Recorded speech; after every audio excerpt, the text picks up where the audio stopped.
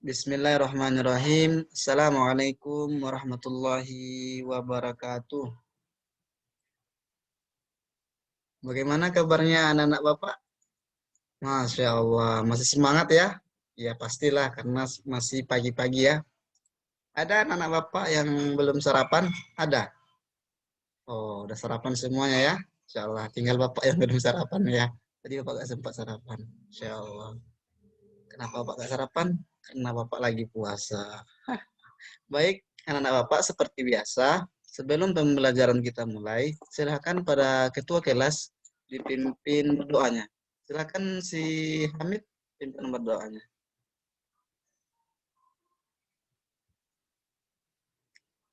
Masya Allah. Terima kasih ya kepada ketua kelas. Semoga apa yang anak-anak Bapak doakan dikabulkan oleh Allah Subhanahu wa taala. Dan selalu Bapak tekankan ya kepada anak Bapak agar supaya apapun kegiatan, apapun aktivitas yang dikerjakan, yang dilakukan harus dimulai dengan berdoa. Karena doa wal ibadah, doa itu bagian dari ibadah. Jadi selalu tidak bisa dipisahkan dari kehidupan kita. Dan doa kata Rasulullah apa? Senjatanya orang mukmin. Coba anak-anak Bapak bayangkan, ini ada orang nih, ada sekelompok orang ikut berperang di medan pertempuran. Ikut dia berperang, tapi dia tidak mempunyai perlengkapan. Dia sama sekali tidak punya senjata. Apakah akan mempermudah dan mempersulit mati atau hidup? Nah, sudah jelas jawabannya ya. Pasti dia akan kalah atau disebut tewas. Maka begitu juga anak bapak kita. Kalau kita tidak mempunyai doa, maka kita akan mempunyai kesulitan-kesulitan dalam kehidupan. Maka untuk itu anak bapak, biasakanlah membaca doa dalam bentuk apapun kegiatan yang dilaksanakan. Paham, Tom? Pahim. Nah, Masya Allah. Makasih ya anak-anak Bapak. Baik, anak-anak Bapak. Alhamdulillah, selalu kita bersyukur kepada Allah ya. Karena pada pagi hari ini masih Allah berikan kita kesehatan dan kesempatan sehingga masih bisa berjumpa di ruangan kelas yang sangat kita cintai ini ya Bapak. Pada pagi hari ini, Bapak akan menjelaskan materi mengenai akhlak. Nah, bisa kelihatan di depan anak-anak? Bisa ya? Nah, jadi perlu anak Bapak ketahui bahwa akhlak tersebut dalam agama Islam dibagi menjadi dua. Ada yang disebut dengan akhlak terpuji atau mahmudah. Ada juga yang disebut dengan akhlak tercela atau mazmumah. Jadi dalam Islam, tolak ukur baiknya seorang maka dilihat dari akhlaknya. Apakah yang ditonjolkan akhlak baik, maka dia akan dipuji bagi orang baik. Atau dia menonjolkan akhlak yang tercela, maka dia akan dikategorikan orang yang tercela juga. Jadi begitu pentingnya posisi akhlak dalam Islam, karena mulia dan hinanya seorang itu akan dilihat dari akhlaknya. Jadi untuk itu, mari fokus ya anak-anak Bapak, agar apa yang Bapak sampaikan ini ada manfaatnya bagi anak-anak Bapak. Baik, yang pertama materi kita anak-anak Bapak yaitu tentang husnuzon. Nah, mungkin husnuzon mungkin udah sering ya didengar dalam kehidupan sehari-hari. Coba angkat tangan anak bapak. Ada yang tahu apa itu pengertian husnuzon? Kira-kira menurut anak bapak apa tuh husnuzon tuh? Asa benar husnuzon tuh. Ayo coba. Farid apa? Berprasangka baik, masya Allah. Ya betul. Jadi husnuzon tersebut berasal dari dua kata, yaitu husnu dan zon, yang artinya berbaik sangka, seperti yang dikatakan oleh saudara Farid. Insya Allah. Jadi sedangkan secara istilah, husnuzon diartikan berbaik sangka terhadap segala ketentuan dan ketetapan Allah yang diberikan kepada manusia. Jadi anak-anak Bapak, secara simpel dan gamblangnya, husnuzon itu adalah dia selalu berprasangka baik apapun yang dialami dalam kehidupannya, baik pun yang Allah datangkan musibah, Allah datangkan nikmat, Allah datangkan begitu banyak kesulitan dan cobaan, maka dia selalu bersuudzon kepada Allah. Dia selalu berkatakan, mungkin ini cobaan dari Allah, mungkin ini akan ada hikmah yang besar. Jadi itulah ciri orang yang beriman. Jadi kalau ada anak bapak kok dapat kesulitan, dapat cobaan dalam hidup, jangan berprasangka buruk kepada Allah. Ya Allah, aku barek mana cobaan awakku ya Allah. Orang tuh senang-senang saja, awak rajin berdoa, awak rajin beribadah, tapi kok baamu dek hidup awakku. Itu salah satu ciri orang yang tidak berhusnuzon pada Allah. Jadi mulai sekarang ya, setelah kita mempelajari materi husnuzon ini, tolong anak-anak bapak, segala pikiran kotor, segala prasangka-prasangka buruk yang tidak baik kepada Allah, yang tidak baik kepada manusia, itu dibuang jauh, sejauh-jauhnya. Itu ada juga orang kadang kok sebagian minder ya terhadap dirinya. Ya Allah, mau deko ya. Ala hitam, pesek, pendek, kurus lu lah ya Allah. Itu merupakan tidak bersyukur pada Allah. Itu merupakan berburuk sangka. Jadi anak-anak apapun keadaan postur tubuhnya sekarang, tidak glowingnya, tidak putih, maka kita selalu bersyukur dan selalu berbaik pada Allah. Husnuzon. Karena kata Allah, laqad khalaqnal insana fi ahsani taqwim. Sungguh kita ini adalah diciptakan Allah dalam bentuk yang sebaik-baik mungkin. Kita adalah makhluk ciptaan Allah yang paling baik. Maka untuk itu, tolong anak-anak Bapak mulai sekarang jangan insecure kalau bahasa kerennya ya, bahasa milenial. Jadi jangan ada merasa tidak percaya diri, jangan ada pesimisme dalam hidup, tapi optimis. Allah sudah memberi kehidupan, sudah memberi kesempatan kehidupan, dikasih orang tua, maka selalulah berprasangka baik kepada Allah. Lai tekan tuh. Hai, Masya Allah lah ya. Baik, kita lanjut ya. Jadi anak bapak ada beberapa hikmah yang kita peroleh. Ada beberapa keutamaan yang kita dapatkan dari berperilaku husnuzon kepada Allah. Yang pertama, husnuzon akan mendatangkan ketentraman lahir dan batin. Masya Allah. Jadi, kalau anak-anak bapak telah dapat mempraktekkan, mengimplikasikan dalam hidup, husnuzon selalu berprasangka baik kepada Allah atau manusia, jadi kita akan hilang dari sifat was-was. Jadi banyaknya orang yang gelisah tuh, banyak orang yang stres tuh, karena pikirannya macam-macam. Sangat begitu banyak, 1000 macam pikiran kepada Allah. Ya Allah, bawa modiku. Ya Allah, bawa kok beko. Bawa ada santian, bawa dari terakhir dari orang kayu. Jadi pikiran-pikiran tersebut yang mendatangkan atau melahirkan kegelisahan, kegundahan, atau tidak kenyamanan. Tapi kalau seorang telah memahami husnuzon, maka Bapak yakin, apalagi anak Bapak akan mencampakkannya jauh pikiran tersebut. Jadi kalau sudah tercampak pikiran tersebut, maka lahirlah yang namanya apa yang disebut dengan ketentraman lahir batin. Jadi kalau ingin bahagia, ya stresnya berkurang, maka selalu berhusnuzon, berprasangka baik kepada orang. Jangan macam-macam lah. Kalau orang bilang si Anu tuh ini, jangan terlalu cepat mengambil kesimpulan ya. Jangan terlalu cepat menjudge seorang. Jadi tolong anak bapak, maunya adalah hikmah yang dapat hari ini dapat ditanamkan dalam diri dan diamalkan ya dalam hidup sehari-hari. Ada hikmah yang kedua anak bapak, itu menunjukkan bahwa ia telah memiliki jiwa yang takwa, sabar, dan tawakal. Jadi kalau husnuzon kawa itu merupakan salah satu kategori orang yang bertakwa. Masya Allah, takwa ini merupakan predikat ya tertinggi dalam umat Islam, dalam agama Islam. Nah, Allah tidak menilai ranca awak, buruk awak, kaya awak. Allah tidak melihat. Tidak ada dalam ayat, dalam hadis, atau perkataan ulama yang mengkabarkan bahwa si fulan dinilai dari hartanya, dari pangkatnya. Tidak ada. Tapi apa kata Allah? Yang membedakan kita adalah ketakwaan. Yang Allah nilai itu adalah ketakwaan. Kalau dalam surat Asy-Syu'ara kata Allah yang dinilai adalah kalbun salim, hati kita. Jadi untuk itu tetap semangat. Apapun keadaan yang dijalani dalam kehidupan anak bapak, begitu banyaknya macam cobaan di kehidupan rumah, atau dari orang tua, atau dari lingkungan, tetap berprasangka baik pada Allah.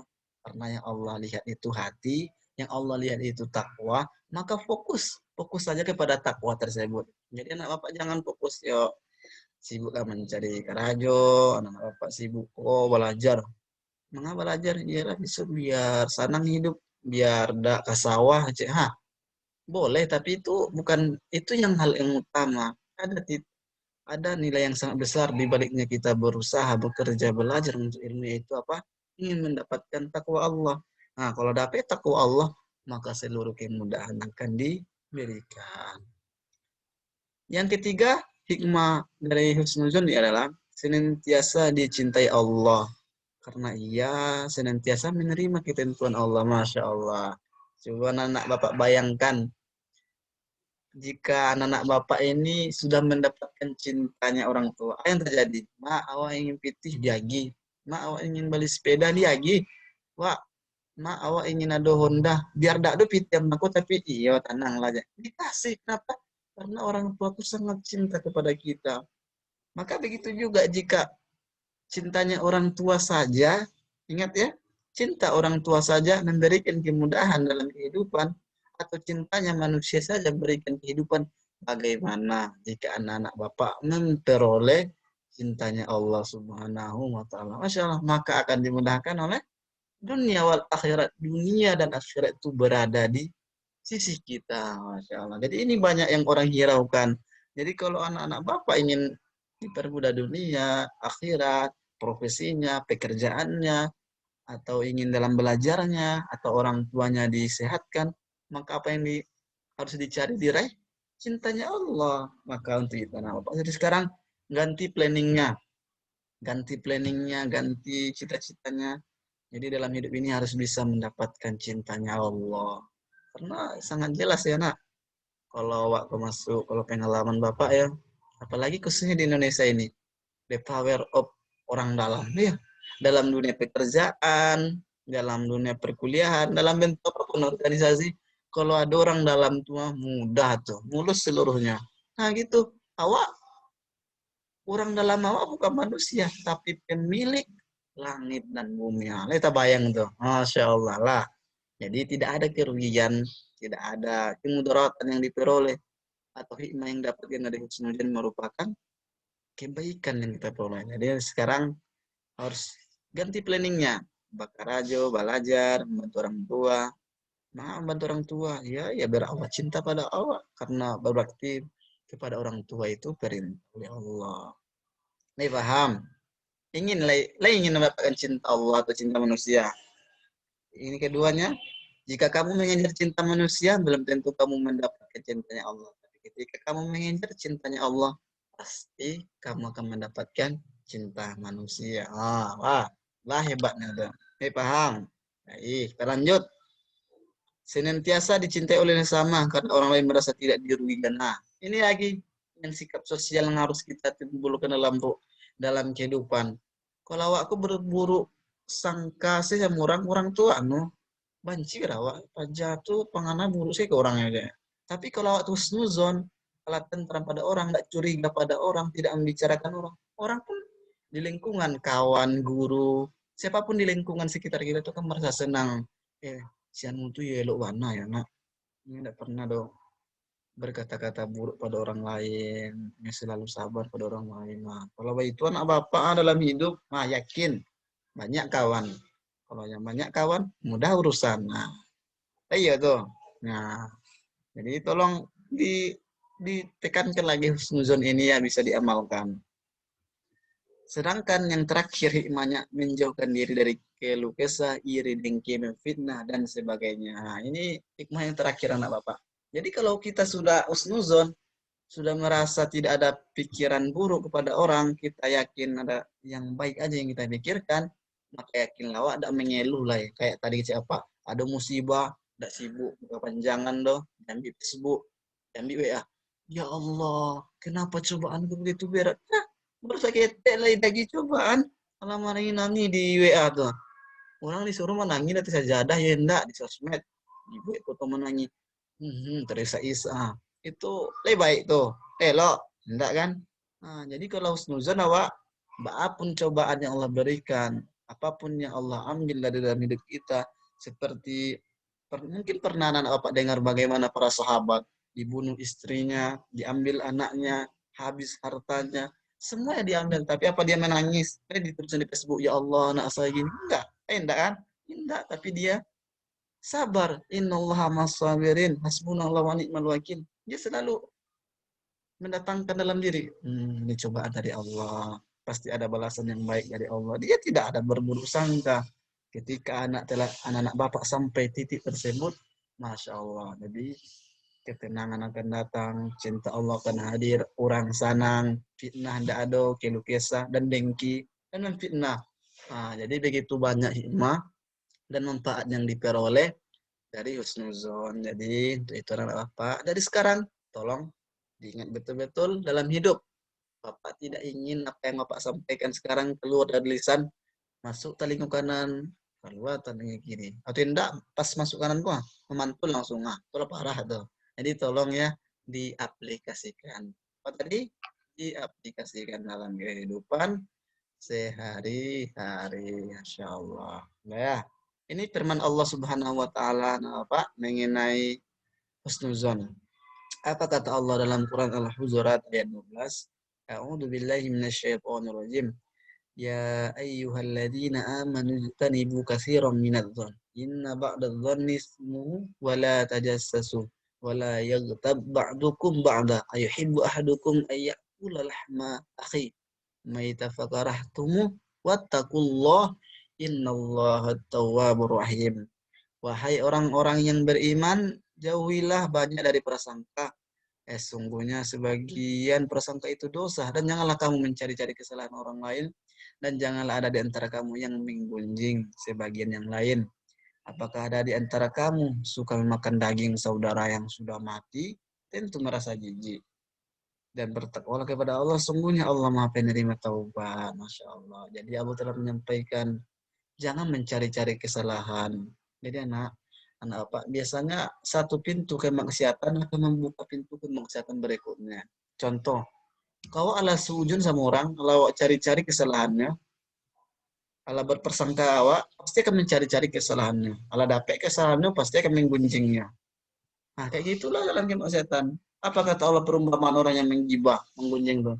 Seperti memakan bangkai saudaranya. Balai lama tuh. Nah, jijik kan? Nah, jadi kalau ingin tidak memakai bangkai saudara, jauhi yang namanya prasangka buruk atau suuzon. Hai paham? Baik, paham Tom? Masya Allah, baik. Kita lanjut anak-anak Bapak tentang yang kedua, akhlak yang terpuji ada yaitu sikap roja. Apa anak Bapak? Roja. Apa pengertian roja? Roja adalah sesuatu yang ditunggu dan disukai di masa mendatang. Menginginkan kebaikan yang ada di sisi Allah. Berupa keutamaan, ihsan, dan kebaikan dunia dan akhirat. Jadi raja itu adalah sikap mengharap ridho, rahmat, dan pertolongan Allah Subhanahu wa taala.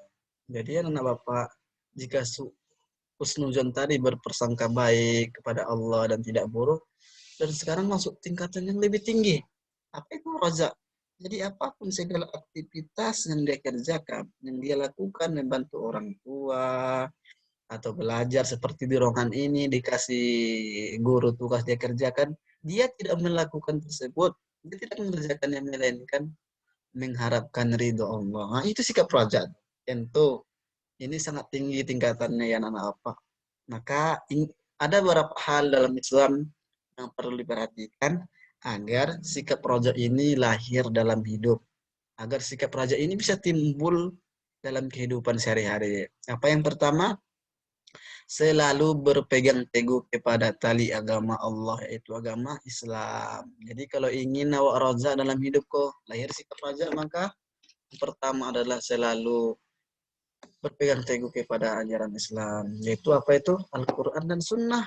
Jadi mustahil dan niscaya seorang akan mencari ridho Allah sedangkan ia tidak pernah membaca Quran, tidak ada tahu hadis, tidak akan mungkin. Jadi kalau ingin lahir sifat neraja, maka dekati, pelajari, dan amati dan amalkan Al-Quran dan hadis. Maka insya Allah raja tersebut akan hadir. Adapun cara yang kedua agar sikap roja lahir dalam hidup ananda semua adalah selalu berharap kepada Allah agar selalu diberikan kesuksesan. Jadi, kau sikap orang raja, kau selalu optimis, bukan Pak lawan kata optimis, pesimisme kan? Jadi kalau optimis, bagaimanapun kesulitan, kesusahan, dan banyaknya rintangan dan tantangan, selalu yakin pasti Allah carikan jalan keluar. Nah, begitu hebatnya raja ya. Jadi kalau anak-anak semua butuh motivasi dalam jiwa, maka inilah motivasi yang kurangnya itu ilmu agama. Seperti yang sikapnya Roja ini. Adapun cara yang ketiga yaitu selalu merasa takut kepada ancaman dan siksaan Allah di hari akhirat kelak. Jadi anak-anak Bapak, orang yang bersikap Roja ini, maka dia akan yakin, maka dia tidak akan mau mencaci orang, maka dia tidak mau berbuat curang atau sebagaimana anak-anak bapak cali kah di berita tiap hari korupsi, ada orang berzina, ada orang menghardik orang tua. Kenapa orang berbuat tersebut? Karena tidak ada raja dalam dirinya. Dia tidak yakin bahwa perbuatan tersebut akan dibalas oleh Allah. Atau dia yakin ada tapi belum sampai yakinnya itu hanya sebagai di pikiran, tapi tidak sampai hati. Makanya tidak mau mengamalkan. Jadi anak bapak, bapak yakin insya Allah 5 tahun ke depan, 10 tahun ke depan pasti anak bapak yang akan memimpin bangsa Indonesia ini. Jadi bapak berharap apapun profesi anak-anak bapak semuanya lahirkan sikap raja ya. Kalau lahir sikap raja maka kekerasan-kekerasan akan hilang, maka akan timbul yang namanya kebaikan-kebaikan. Anak bapak jadi pemerintah, takut dia tidak menzalimi rakyat, jadi DPR berlaku adil, jadi guru mengajar dengan lemah lembut, masya Allah. Jika ini yang terjadi, maka Indonesia akan damai, makmur, maka terlahirlah generasi-generasi Islam. Jadi Bapak sangat berharap ya, karena Bapak yang lagi yang kan di pundaknya lah diletakkan bangsa ini. Jadi tolong anak Bapak dapatlah kiranya raja ini dicermati lebih dalam. Selanjutnya yaitu yakin bahwa rahmat Allah sangat dekat dengan orang yang berbuat baik. Nah, jadi yakin dan percaya anak Bapak, ya awak berbuat kebaikan tidak ada orang mencari do, tidak ada orang memuji dah do. Karena yakin Allah tuh maha melihat. Allah itu tidak pernah lalu. Nah, tidak kayak awak kok do. Sakete-sakete lalu. Nah, kalau Allah tidak pernah lalu. Nah, kayak gitu. Jadi apapun kebaikan yang Anda lakukan, nggak apa-apa. Nggak apa-apa kalau tidak dinilai orang. Penting kita butuhnya apa? Nilainya Allah Subhanahu wa taala. Apa kata Allah, firman Allah dalam Al-Qur'an mengenai sikap raja ini? Innalladzina amanu walladzina hajaru wajahadu fi sabilillah ulaika yarjuna rahmatullah wallahu ghafurur rahim. Sesungguhnya orang-orang yang beriman dan orang-orang yang berhijrah dan berjihad di jalan Allah, mereka itu yang mengharapkan rahmat Allah. Allah Maha Pengampun, Maha Penyayang. Jadi apalagi zaman sekarang ya apa di akhir zaman penuh fitnah. Tapi alhamdulillah ada juga ini gerakan-gerakan hijrah ya. Banyak sekarang yang timbulkan dakwah-dakwah ya hijrah. Jadi anak bapak yang hijrah, yang pernah merasa dalam keadaan titik terlemah, Allah pernah buruk, maka hijrahlah. Tapi tolong hijrahnya itu ikhlas lillahi ta'ala. Enggak, mentang-mentang nampak cewek kok, si Bayu kok, nampak cewek STA. Rajin sholat 2 lah. Rajin mengaji. Lewat padusi kan, lah langsung mengaji sekepentang saya. Nah, itu salah ya. Bukan pengajinya yang salah, tapi niatnya yang salah. Jadi kalau kita hijrah, yang diharapkan itu hanya ridha Allah. Tapi kalau hijrah aja ingin dapat posisi manusia, apa kata Allah, maka Allah akan hinakan kita. Jadi tolong Bapak silakan yang hijrah dalam pakaian, yang perempuan ya, tolong itu jangan ada keluar rumah lagi yang membuka aurat, jangan dipost di sosial media aurat-auratnya, karena itu merupakan dosa dosa yang zahir yang akan nampak dan akan berkepanjangan. Oke, paham? Masya Allah lagi. Kita lanjut ya. Ada satu lagi materi terakhir tentang akhlak terpuji yang akan kita bahas pada pagi hari ini, anak Bapak. Yang terakhir tentang taubat. Masya Allah. Lay tahu apa taubat? Hah? Menangi-nangi? Menangi wa aku. Oh, jadi merasa awak banyak dosa itu taubat. Insyaallah, alhamdulillah dan ya. Betul. Taubat itu adalah memohon ampun kepada Allah Subhanahu wa taala atas segala dosa dan kesalahan. Taubat merupakan bentuk pengakuan atas segala kesalahan dan pernyataan menyesal atas dosa-dosa yang telah dilakukan. Siapa sih anak-anak Bapak? Siapa di antara kita yang tidak pernah melakukan dosa? Siapa di ruangan ini, di kecamatan ini, di provinsi ini, atau di Indonesia, atau bahkan di atas dunia ini yang tidak pernah melaksanakan keburukan atau dosa? Semuanya kita pasti pernah melakukan kemaksiatan. Tapi bukan seolah-olah kalau kita banyak melakukan kemaksiatan kita terus simis atau kita merasa hina. Tidak. Tapi karena justru dengan taubat itu bisa mendekatkan diri pada Allah. Dengan banyaknya dosa kita bisa bertobat. Maka kita akan dapatkan posisi yang tinggi dalam Allah Subhanahu wa taala. Karena memang Rasulullah SAW mengabarkannya, kullu bani Adam khata. Jadi setiap anak cucu Adam ini memang berdosa. Allah nggak disampaikan, awakku memang banyak dosa. Awak banyak kekurangan, kesilapan. Tapi dilanjutkan Nabi, wa khairul wata, dan sebaik-baik orang yang berbuat dosa adalah orang yang bertaubat. Masya Allah. Jadi biarpun banyak-banyak kesalahan sehari, 2 hari, pekan, bulan, begitu banyak pengalaman-pengalaman buruk, tidak apa-apa anak Bapak. Jangan sedih. Teruslah berpersangka baik, Allah akan menerima taubat kita. Kalau awak bertaubat, tidak, banyak dosa. Tidak lo bertaubat doh, tidak sholat doh, pernah belajar doh. Nah, itu yang salah. Jadi kalau pernah mengira-ngira, mengukur-ukur, membayangkan banyak dosa ke orang tua, banyak dosa ke kawan, pasti banyak. Bapak juga merasa begitu banyak. Maka kunci salah satunya yang akan dapatkan ketenangan adalah caranya bertaubat. Nah, silakan anak Bapak perbanyak istighfar dalam kehidupan sehari-hari. Ada beberapa anak Bapak hikmah atau keutamaan taubat yang kita peroleh. Yang pertama, orang yang bertaubat akan sadar bahwa ia tidak sempurna dan bisa berbuat kesalahan. Karena itu bisa menimbulkan sikap hati-hati dan tidak gegabah. Jadi kalau awak sadar, awak orang lemah, awak memang orang yang sumbernya keburukan, maka kita akan lebih hati-hati dalam kehidupan. Kalau saya yakin, awak tidak ada satu kelebihan yang kita miliki sekarang, melainkan itu Allah berikan. Dan hadirnya Bapak sekarang ini mungkin seandainya Allah buka kok aib Bapak, kok sekian gitu banyak aib Bapak, maka tidak akan ada lagi anak Bapak yang memanggil Bapak, atau mungkin ada anak Bapak meludah ke Bapak. Kenapa demikian? Karena begitu banyaknya dosa Bapak atau begitu busuknya hati Bapak. Tapi karena Allah Maha Pengampun, Maha Penyayang, Allah tutup sebagus-bagusnya. Allah hijab manusia dari pandangan dosa Bapak. Hanya Allah yang tahu. Masya Allah, begitu Maha Pengampunnya. Oleh karena itu, karena kita tahu Allah Maha Pengampun, maka sadarlah dan jangan berbuat kesalahan yang sama. Karena orang beriman, orang mukmin tidak akan masuk ke dalam lubang yang sama. Hikmah yang kedua, orang yang bertaubat tidak mudah melakukan kesalahan lagi karena sudah tertanam dalam hatinya penyesalan. Nah, jadi kalau bertaubat tuh tidak akan mengulangi kesalahan yang sama seperti yang Bapak sampaikan. Yang ketiga, orang yang bertaubat hidupnya akan dipenuhi dengan optimisme yang besar akan masa depan hidup yang akan dijalaninya. Jadi kalau bertaubat kok akan memperoleh aura yang lebih positif dalam menjalani kehidupan. Dia akan lebih semangat karena tidaklah sesuatu kesulitan yang didapatkan dalam hidup sulit hidupku melainkan karena dosa. Jadi kalau barek dalam hidupku baca Quran, barek dalam berzikir, barek dalam berbakti itu semua karena dosa.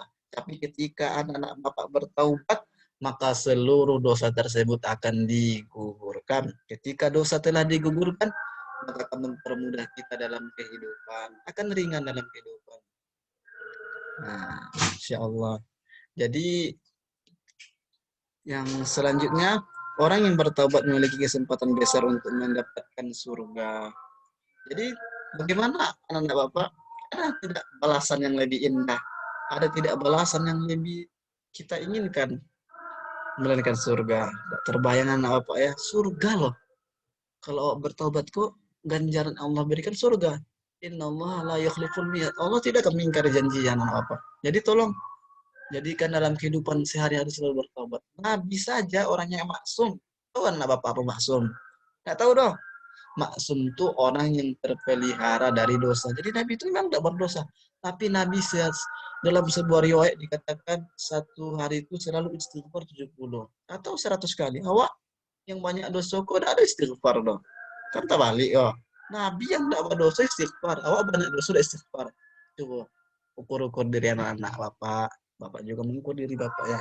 Jadi tolong jadikan taubat ini sebagai kawannya. Jangan dulu bermaksiat besar baru taubat. Tidak, walaupun kesalahan yang kecil, istighfar, astagfirullahaladzim. Kan enggak barek dong. Barek.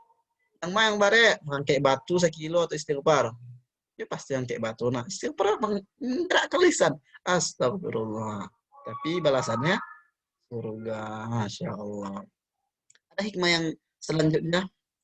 Orang yang bertaubat akan bersih jiwanya dari dosa dan sifat buruk. Masya Allah. Ini seperti yang Bapak sampaikan.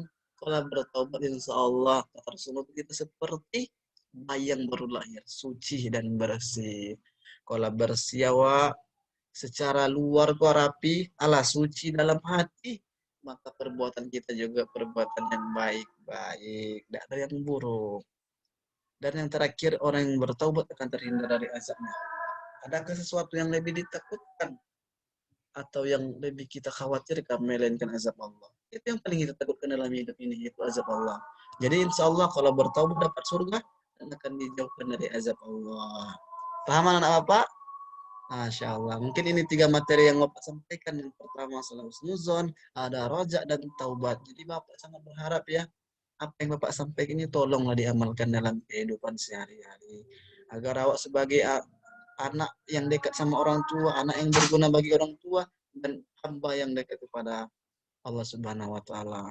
Mungkin karena berhubung ini waktu sudah habis, mungkin hanya ini yang dapat Bapak sampaikan. Jadi tolonglah anak-anak Bapak, mulailah kehidupan baru, mulai lembaran baru. Jangan seperti lagu tuh, zona nyaman. Itu jauhi zona nyaman. Mulai hidup baru. Karena kata dalam sebuah hadis, hidup ini adalah hari-hari. Jadi kalau habis satu hari, berarti habis juga kehidupan yang kita jalani. Untuk itu anak-anak Bapak, tolong jadilah orang yang bermanfaat. Bermanfaat bagi orang tua, bermanfaat bagi masyarakat, dan bertakwa kepada Allah Subhanahu wa Ta'ala. Baik, silakan ketua kelas. Seperti biasa, selesai pembelajaran ditutup doa. Ya. Alhamdulillahirabbil alamin. Sampai berjumpa di pekan depan. Tetap semangat dalam menjalankan kehidupan. Assalamualaikum warahmatullahi wabarakatuh.